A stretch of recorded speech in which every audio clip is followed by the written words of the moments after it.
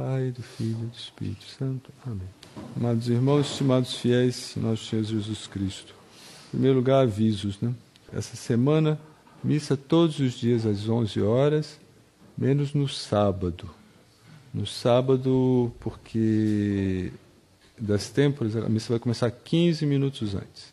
Então, todos os dias, missa às 11, sábado, missa 15 para as 11. Muito bem, então, no Evangelho de hoje, Nosso Senhor foi tentado pelo demônio.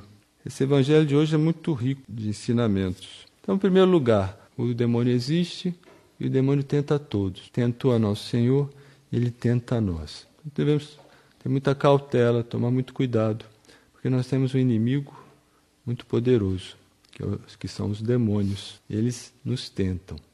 São muito sutis em suas tentações. A gente nunca sabe quando é o demônio mesmo que está nos tentando ou quando somos nós mesmos, né, pela nossa fraqueza, que somos induzidos a cair em pecado. Mas o fato é que o demônio existe e nos tenta a todos. E nos tenta nas 3 concupiscências. Concupiscência da carne, concupiscência dos olhos, que é a avareza, e concupiscência do espírito, né, soberba da vida. Ele nos tenta nesses 3 pontos. Foi essas tentações que o demônio infligiu a Nosso Senhor. Às vezes a gente lê e não se dá conta, né? Por exemplo, Jesus foi conduzido pelo Espírito ao deserto para ser tentado pelo demônio. Depois de jejuar 40 dias e 40 noites, teve fome. Se a gente parar para pensar, todo mundo sente fome, né? Nada de mais natural. Mas, puxa vida, o Filho de Deus sentiu fome. Aquele que criou o céu e a terra sentiu fome. Se a gente parar para pensar, que humilhação, né? Que coisa mais animal que é sentir fome, não é verdade? E nosso Senhor Jesus Cristo quis passar por isso também, sentir fome, para nos dar o exemplo. E quando o demônio o tentou, disse assim, né? Se és o Filho de Deus, diz a estas pedras que se convertam em pão.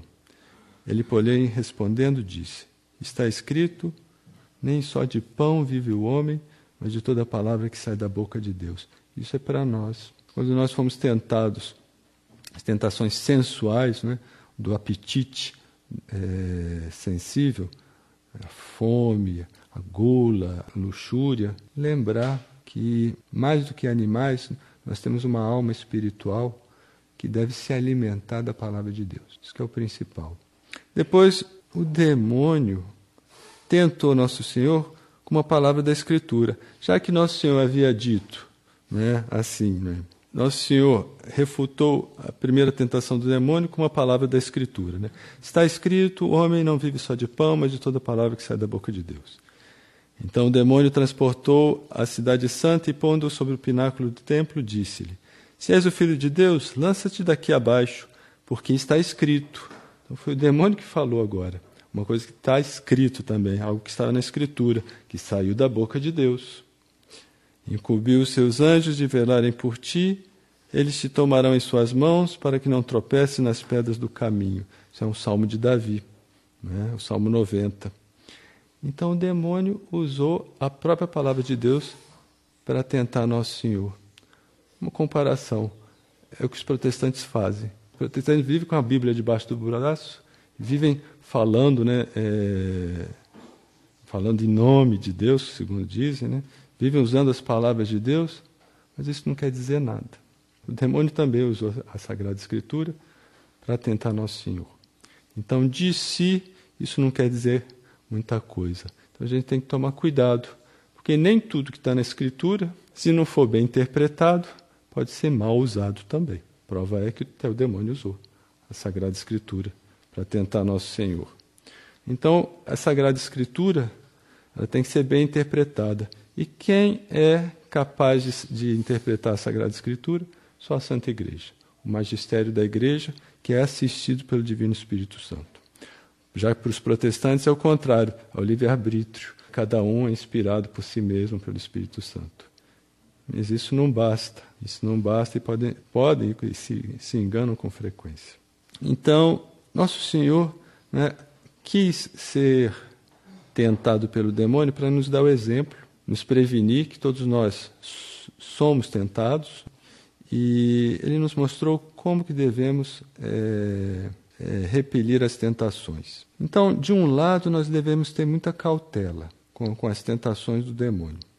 De outro lado, nessa mesma missa, no trato, outra oração que o padre reza, que é, por sinal, o Salmo 90, que foi esse que o demônio usou para tentar Nosso Senhor, mostra a confiança que a gente deve ter no socorro de Deus quando a gente o invoca.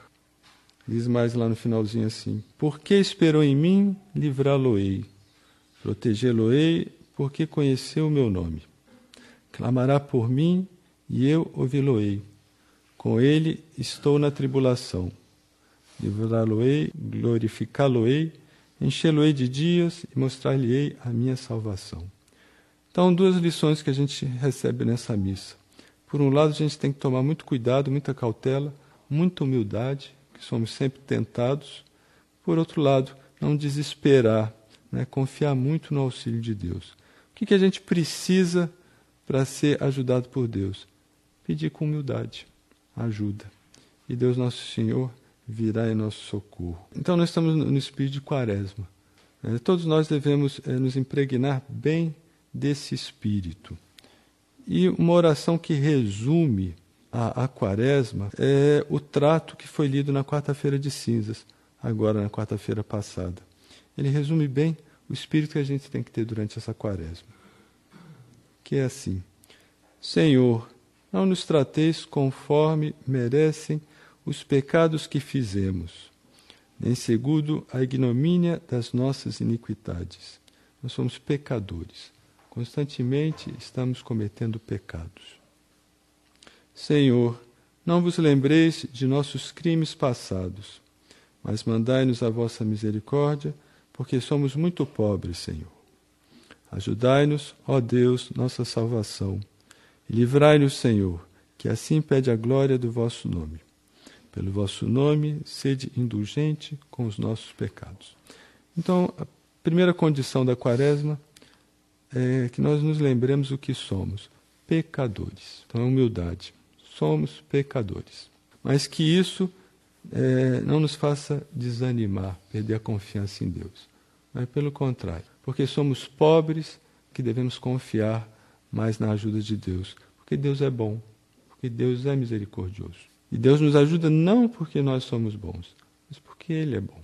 Então pensamos com confiança nessa Santa Missa, essa graça muito grande da humildade. Humildade e confiança em Deus nosso Senhor. Pai, do Filho e do Espírito Santo. Amém.